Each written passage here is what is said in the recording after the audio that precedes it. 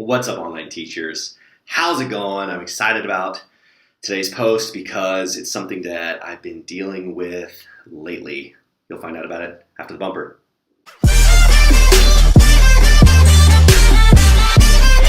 What's up, online teachers? Jason Kennedy. Post a video every single no-show. They're hopefully heartfelt, humorous, and helpful. And today I want to talk about why in the world are we doing this? Why did you or I get into teaching kids halfway across the earth online? And I don't know about you guys, but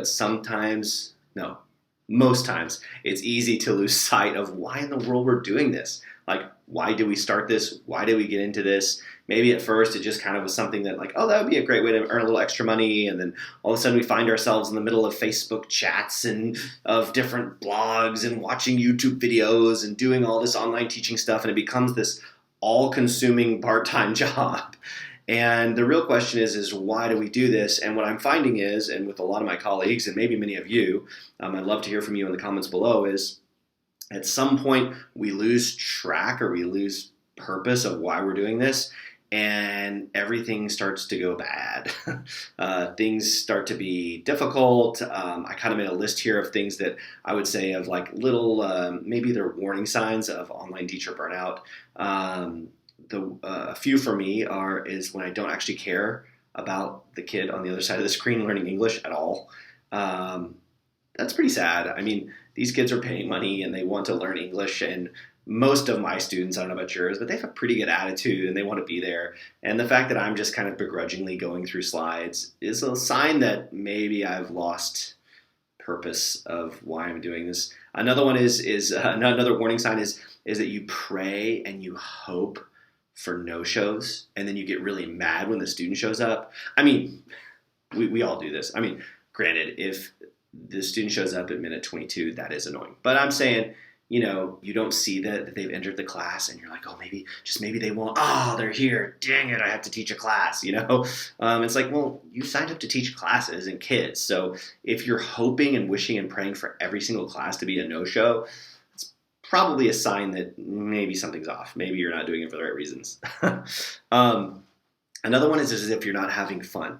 I don't know about you guys, but I feel like the times that I'm enjoying teaching, the kids are getting more out of it, and I'm having fun and they're having fun. And the times that I'm not, there's something wrong in me. I mean, yes, there are difficult students, and some of them don't pay attention, and some of them have really terrible accents, and some of them don't pick up on the vocabulary words, but for the most part, it's the fun level in the class is based on me. And I found that when I sort of lose sight of why I'm doing this, I don't have fun anymore. So two or three more things. One is that my classes don't change. I found that the longer I teach, if I change my classes, one, because we all have consistent students for the most part. And so for our regulars, if we're not changing up our class, just putting in a little bit of effort into it, it shows that we're not really in it, or we're not really caring as teachers, and we've kind of forgotten the why we're doing this. And then the last one is that really you don't want to talk about teaching online to anyone, to your family members or anybody. You're just like, that's what I do. But it should be, yes, it's a part-time job. It shouldn't be all of your life, but it should be a part of your life. It should be funny. You should be able to share funny stories with your friends about something that one of your students did. I mean, that's a healthy sign that you're enjoying teaching. If you completely avoid it and you just come in and you clock in and you clock out, in my opinion, you might have lost a little bit of purpose or vision. So what have I done to combat these things? And I'd love to hear what you've done to combat these things, because to be honest with you, I know there's a lot of good ideas out there.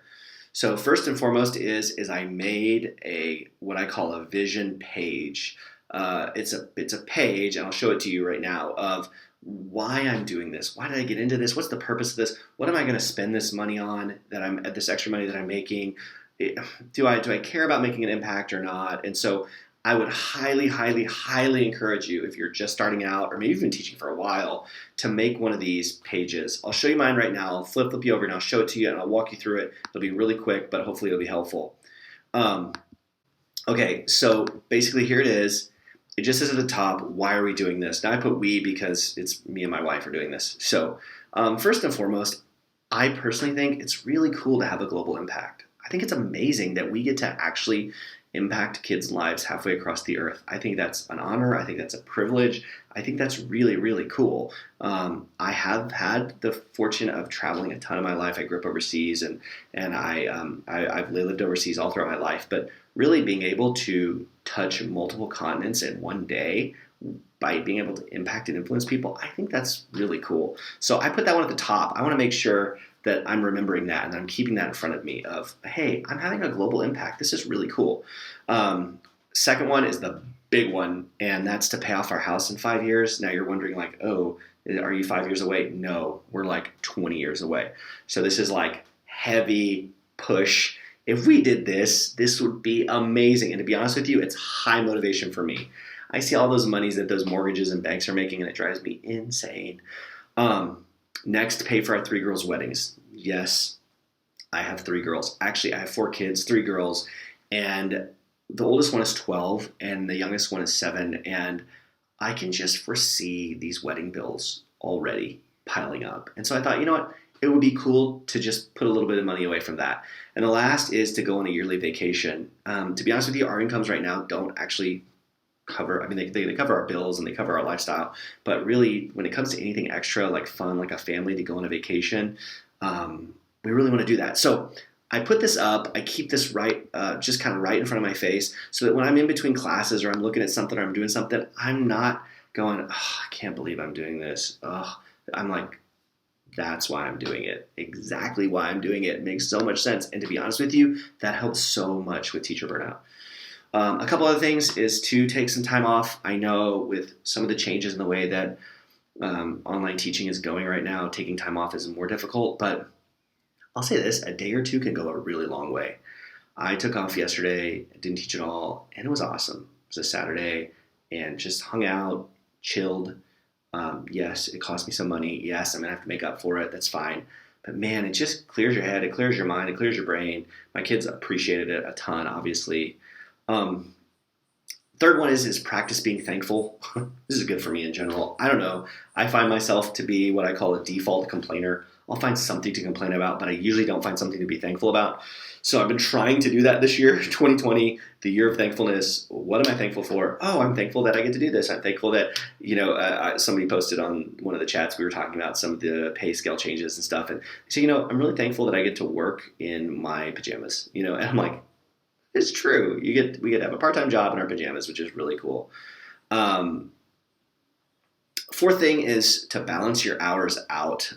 This is hard because if you're teaching a lot, it's like how to balance them. But I found that for me, I hit this sort of threshold at about 7 or 8 classes where it goes from I'm teaching, I'm having fun, there's energy, I'm in this to this is a long slog. When I hit about somewhere in that 8, 9 range, it just turns. And so balance them out, put a break in there, do, 5 classes a day as opposed to doing, 15 or 20 on a Saturday. Find a way to balance your hours out. That'll help a lot. The last is, and this sounds really funny, but this might help you, is go buy some new props. Over time, the props that you use, they just get old. You use them all the time. They're not that fun. You can go on, several teachers post a lot of stuff on the Teachers Pay Teacher site, hit up the dollar store, just take $10 and go in there and just have fun. It will help so much, just kind of freshen up your classroom and your life, and it'll kind of give you hopefully that new energy to keep going. So hopefully this is helpful. I'd love to hear from you. I know many of you have gone through the waves, the at least emotional waves and the practical waves of teaching, hundreds and hundreds or at least thousands and thousands of classes. I'd love to hear what you do to keep yourself going. And if you need help building a vision page for yourself, I'd love to help you out and do that. It's been huge and very helpful for me. So, all right. Thanks for watching. That's all I got. See you next time.